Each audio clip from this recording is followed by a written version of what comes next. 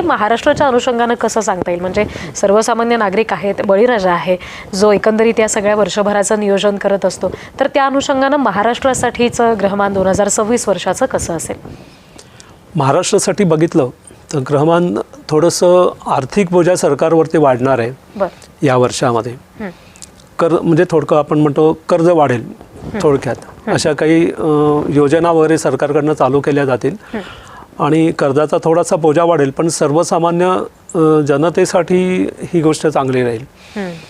त्याच्यानंतर शिक्षण क्षेत्राच्या दृष्टीने बघितलं तर थोडासा शिक्षण क्षेत्राच्या दृष्टीने विद्यार्थ्यांना काही योजनांमुळे वगैरे किंवा याच्यामुळे त्रास होण्याची शक्यता या वर्षात दिसते महाराष्ट्राच्या दृष्टीने.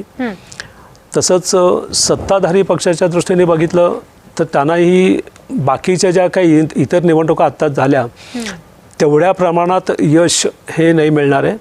महानगरपालिकांच्या बाबतीमध्ये विरोधी पक्षांचे म्हणजे त्यांचीही थोडीशी सरशी दिसते आणि त्याच्यामुळे होणारी निवडणूक ही फार चुरशीची आणि अटीतटीची होईल. मात्र त्या निवडणुकीच्या दृष्टीने बघितलं आणि एकंदरच पूर्ण वर्षाच्या दृष्टीने बघितलं तर की सत्ताधारी पक्षाच्या साठी दैवाची साथ खूप चांगली आहे आता सध्या तरी. त्याच्यामुळे निवडणुकीमध्ये अटीतटीची जरी निवडणूक झाली तरी त्यांची सरशी दिसते सत्ताधारी पक्षाच्या दृष्टीने.